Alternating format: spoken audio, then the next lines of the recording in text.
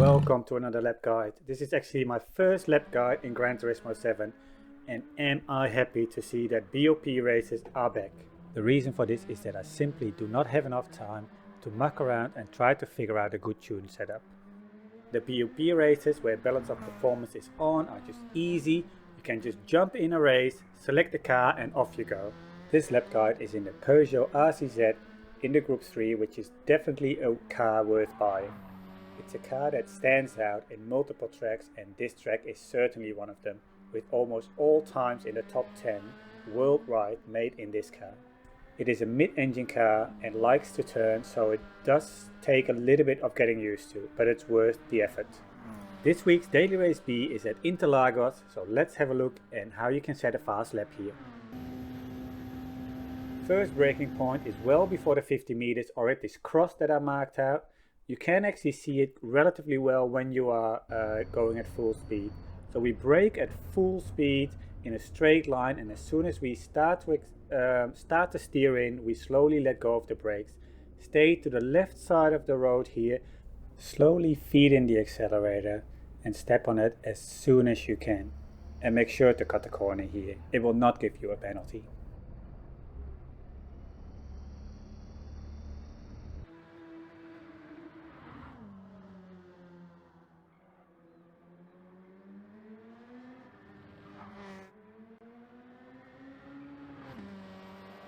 Stick as close as possible to the curb.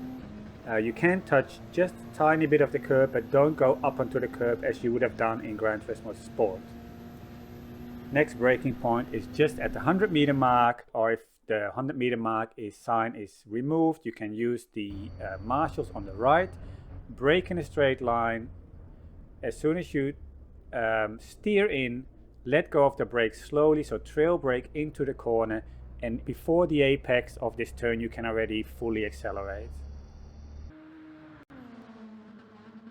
To me, this is one of the most difficult turns, and you really don't want to touch the curb here because you can see the curb falls away and it really throws you out big time. Stick to the left side of the track here. Try to have minimal steering input. Next braking point is just before the 50 meter mark or at the marshals.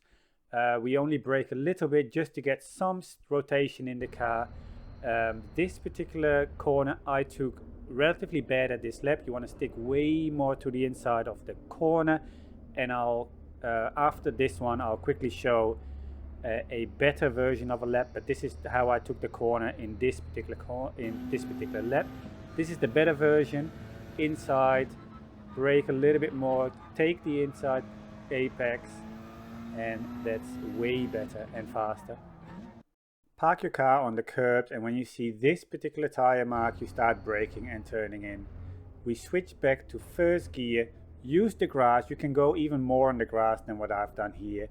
Accelerate out in first gear, switch up to second gear shortly, and quickly go back to first gear because you want to hug the curbs here. Don't go on the curb, but hug it. Especially the last part of the corner. If you're close to the curb, it doesn't throw the car out and makes it easy to accelerate at full speed. This is one of the corners where it's so easy to spin your car.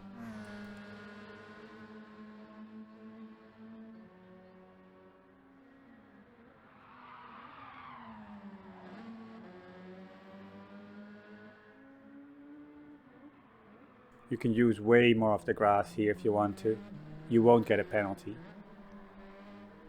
And this is where you want to accelerate out fully as quick as possible. Next braking point is where the green of the track starts, the curb starts. We brake hard in a straight line.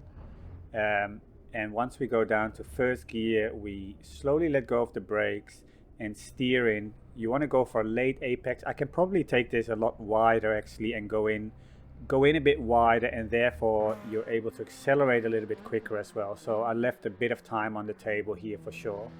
And this is also one of the reasons why I make lap guides. The lap guides are for me to review my lap and help others out, but it's not necessarily a perfect lap. Sometimes I do have perfect laps, but not all the time. And Interlagos in Group 3 is actually quite tricky to do perfect.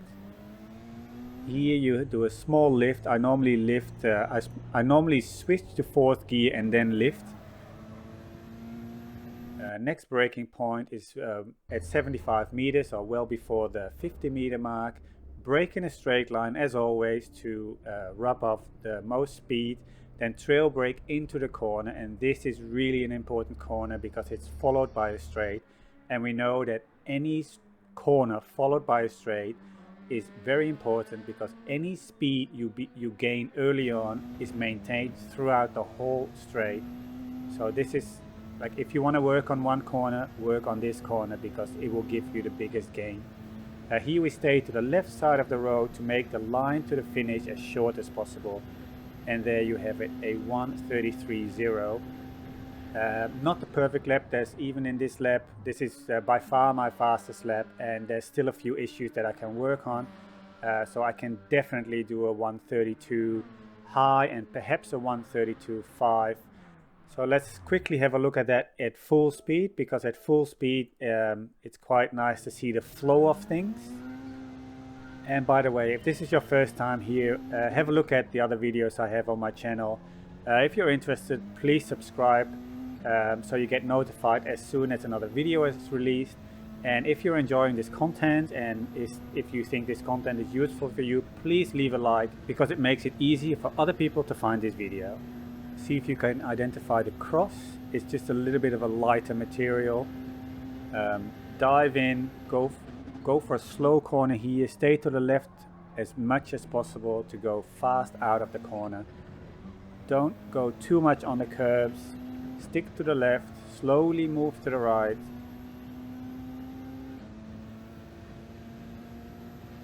Now we're going to brake just before the 100 meter mark or at the marshal stand.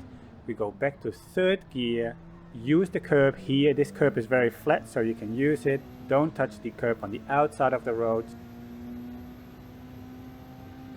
This version is way too wide. I've shown you a better version of this corner. Here we go to 1st gear, onto the grass. It's completely fine. Quickly go to 2nd and then go back to 1st gear. Accelerate out as quick as you can. Be careful because this is where you spin out. Here again, you can also go on the grass here.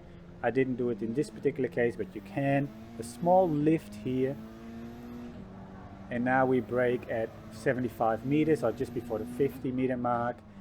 Take a little bit of the curb here, and you can use the exit curb to accelerate out as quick as you can. Now we're staying as close as left as to the curbs as possible, because we want to make the line to the finish as short as possible and therefore have the fastest lap time possible. And there you have it, a lap at Interlagos. Thank you very much for watching. Leave a like, subscribe, and we'll see you at the next video.